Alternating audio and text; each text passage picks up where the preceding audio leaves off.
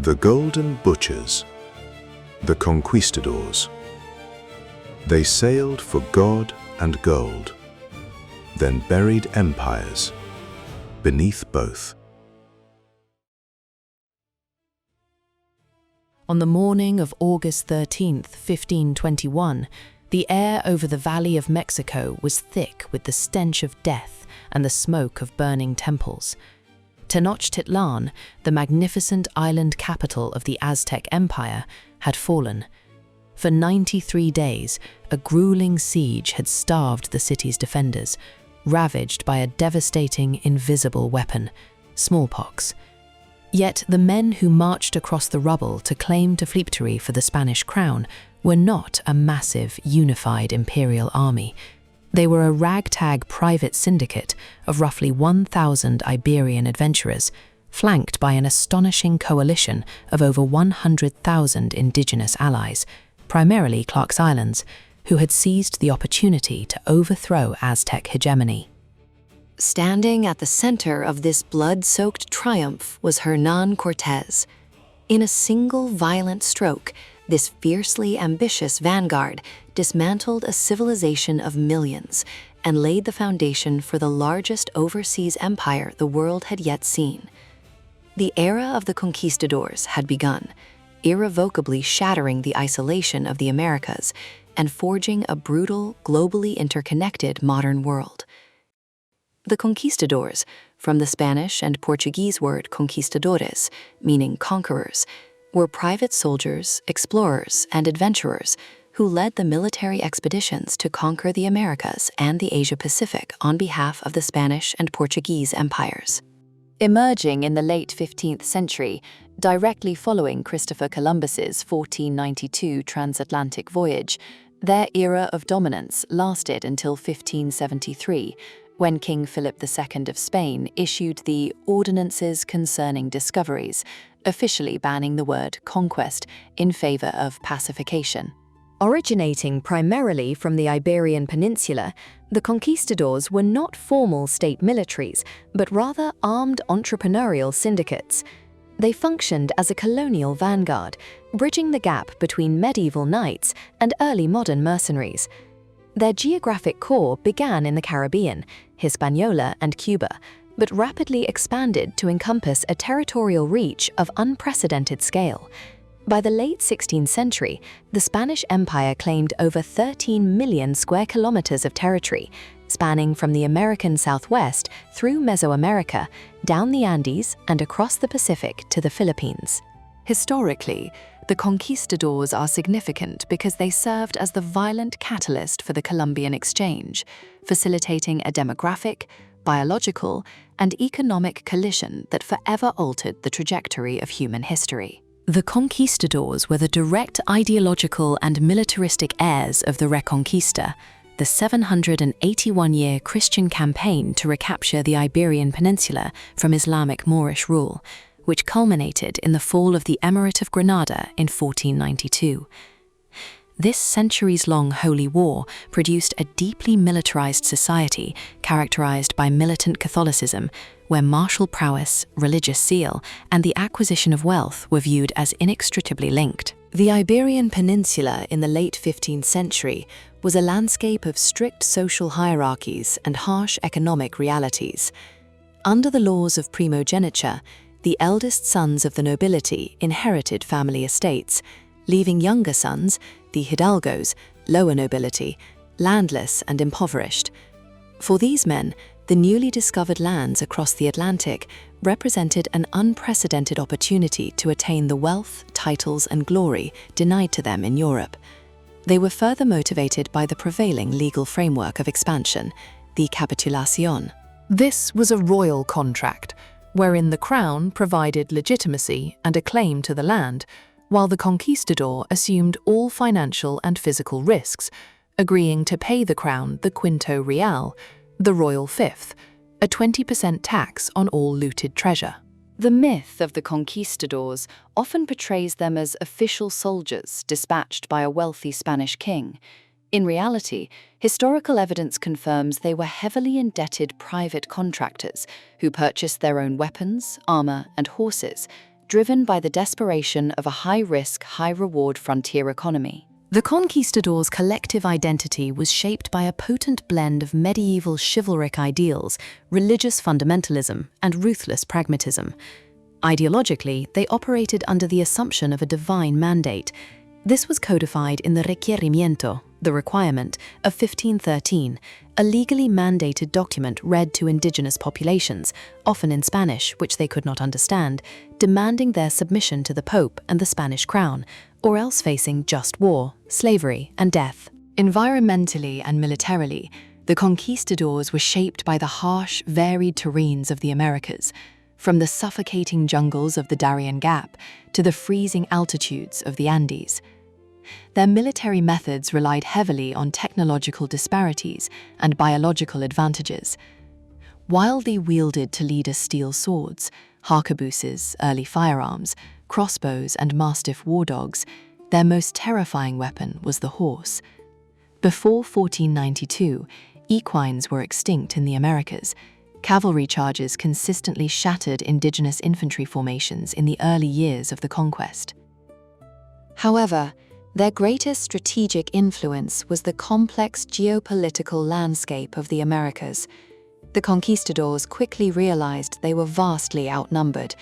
Survival and success depended entirely on their ability to exploit existing internal divisions among indigenous peoples, forming indispensable alliances with subjugated tribes eager to overthrow their regional overlords. The transition of the conquistadors from struggling Caribbean colonists to continental conquerors was initially slow and plagued by disaster. Between 1492 and the 1510s, Spanish presence was confined to the Caribbean islands, primarily Hispaniola, modern Dominican Republic and Haiti, and Cuba. Here, the conquistadors implemented the encomienda system, a feudal arrangement where Spaniards were granted the labor of specific indigenous communities in exchange for their religious instruction and protection.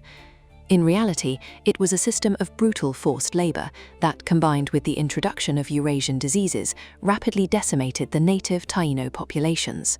As Caribbean resources and labor pools dried up, the conquistadors looked westward. Early expeditions to the mainland met with fierce resistance and devastating losses, such as Ponce de Leon's failed colonization of Florida. The turning point came with Hernán Cortés. In 1519, directly defying the orders of the governor of Cuba, Diego Velázquez, Cortés launched an illegal expedition to the Mexican mainland with roughly 500 men and 16 horses. To prevent his men from retreating or defecting, Cortés famously scuttled his own ships off the coast of Veracruz. This desperate, mutinous gamble marked the moment the conquistadors shifted from coastal raiders to conquerors of continental empires. The defining breakthrough of the conquistadors occurred between 1519 and 1521 with the conquest of the Aztec Empire. This event proved to the Spanish crown and to aspiring adventurers that immense, gold-rich empires existed in the interior and could be toppled. Upon marching inland, Cortés encountered the Tlaxcalans, fierce enemies of the Aztecs. After a brutal initial conflict, Cortés secured their alliance.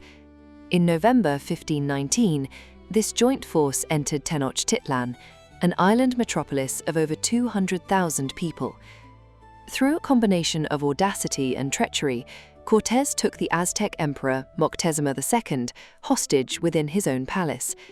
Tensions exploded in June 1520 during the Noche Triste, Night of Sorrows, when the Aztecs rebelled, killing hundreds of Spaniards and thousands of Tlaxcalans as they fled the city. However, the conquistadors regrouped. Smallpox swept through Tenochtitlan, killing an estimated 40% of the population, including the new emperor, Cuitlahuac. In August 1521, Cortés and his vast indigenous coalition launched a final successful amphibious assault on the weakened city. This victory established New Spain, proving that a small, technologically equipped European force, combined with biological devastation and massive local alliances, could topple a heavily militarized indigenous superpower. It became the blueprint for all future conquests. Following the fall of Tenochtitlan, the conquistadors embarked on a rapid, violent expansion that reshaped the globe. 1532, the capture of Atahualpa. Francisco Pizarro, leading just 168 Spaniards and 27 horses, intercepted the Inca Emperor Atahualpa at the highland city of Cajamarca. Exploiting a devastating Inca civil war and smallpox outbreaks, Pizarro launched a surprise ambush, slaughtering thousands of Inca retainers and capturing the emperor. Atahualpa offered a legendary ransom, a room filled with gold and 2 with silver, estimated at 13,000 pounds of gold and 26,000 pounds of silver. Despite paying the ransom, Atahualpa was executed in 1533, accelerating the collapse of an empire that spanned 2 million square kilometers. 1539 to 1542, expeditions of North America. Hernando de Soto led a brutal, largely fruitless expedition through the southeastern United States, while Francisco Vázquez de Coronado searched the southwest for the mythical 7 cities of gold. Both failed to find vast wealth, but introduced lethal diseases to the North American interior. 1541 to 1542, the Amazon exploration. Francisco de Orellana completed the first known navigation of the entire length of the Amazon River, surviving immense hardships and reporting encounters with populous indigenous societies that would later be wiped out by disease. 1542, the New Laws and Civil War. Appalled by the demographic collapse of the Americas, the Spanish crown passed the Leyes Nuevas, the New Laws, aiming to abolish the encomienda system and strip the conquistadors of hereditary power. This sparked a massive conquistador rebellion in Peru, 1544 to 1548, led by Gonzalo Pizarro. The crown ultimately defeated the rebellion, marking the political subjugation of the conquistadors to royal bureaucrats. The conquistadors are primarily famous for their rapid, near-miraculous subjugation of immense, populous empires, despite overwhelming numerical inferiority. For centuries, Western historiography attributed their success to European inherent superiority, framing a narrative of guns, germs, and steel. They became mythical figures of unmatched audacity, celebrated for penetrating uncharted jungles and scaling the Andes in full plate armor. Outsiders, particularly rival European powers, watched the conquistadors with a mix of awe, deep fear, and intense jealousy. The vast wealth they funneled back to Spain made the Spanish Habsburgs the premier superpower of Europe. Conversely, their brutal methods gave rise to the black legend, Leyenda Negra, a powerful propaganda campaign popularized by Spain's Protestant rivals, the English and Dutch, that depicted the conquistadors as uniquely cruel, bloodthirsty, and fanatical overlords. While the black legend was used for political leverage, it was firmly rooted in the very real, catastrophic violence the conquistadors inflicted upon indigenous peoples. As a human community, the conquistadors were defined by a contradictory ethos of immense greed and genuine, profound religious devotion. They genuinely believed they were conducting a holy mission to save indigenous souls from damnation, even as they enslaved those same bodies in silver mines. Demographically, they were mostly young men in their 20s and 30s. A disproportionate number hailed from the impoverished regions of Extremadura, including Cortés, Pizarro, De Soto, and Pedro de Valdivia, and Andalusia. There were very few European women in the early expeditions, leading to widespread sexual violence, coerced marriages with indigenous noblewomen, and the rapid emergence of a mestizo, mixed-race, population. Internally, the conquistadors were notoriously fractious, treacherous, and litigious. Lacking a rigid military hierarchy, authority was maintained through charisma, success, and the promise of loot. When the spoils of war were deemed unequal, they turned on each other with the same ferocity they applied to indigenous groups. The most infamous example was the civil war in Peru between the factions of Francisco Pizarro and Diego de Almagro. This bitter dispute over the borders of their respective territories resulted in Almagro's execution by garrote in 1538, and Pizarro's assassination by Almagro's vengeful son in 1541. The legacy of the conquistadors is fundamentally tied to the greatest demographic catastrophe in human history. Historians fiercely debate pre-Columbian population figures, with estimates ranging from 8 million to 112 million, but general consensus suggests roughly 50 million people inhabited the Americas in 1492.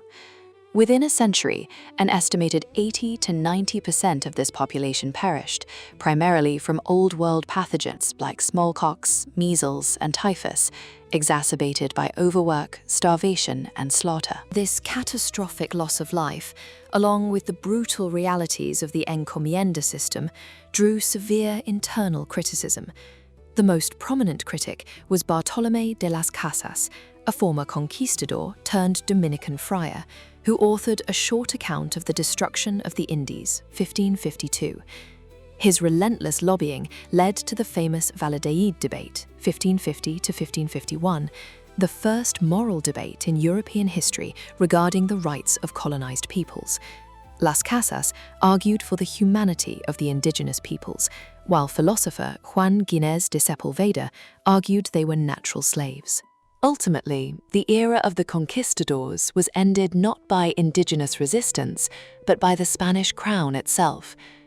Fearful that these newly wealthy warlords would establish independent feudal kingdoms in the Americas, the crown systematically replaced them with university-educated lawyers, viceroys, and bureaucrats.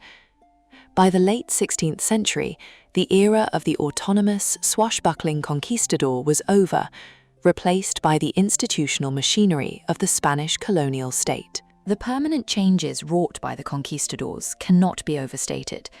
By forcibly integrating the Americas into global trade networks, they catalyzed the Columbian exchange. Eurasian crops, wheat, sugar, and livestock, horses, cattle, pigs, transformed American landscapes, while American crops, potatoes, maize, tomatoes, revolutionized European and Asian diets, leading to massive global population growth centuries later. Economically, the conquistadors secured control over the richest silver deposits on Earth, particularly at Potosi in modern Bolivia and Zacatecas, Mexico. By the early 17th century, over 40,000 tons of silver had been shipped to Europe, sparking the price revolution, massive inflation across Europe, and effectively funding the emergence of early global capitalism, as Spanish silver became the preferred currency of the Ming dynasty in China. Culturally, they permanently altered the linguistic and religious map of the world. Today, nearly 500 million people speak Spanish natively, and Latin America remains the demographic heartland of the Roman Catholic Church.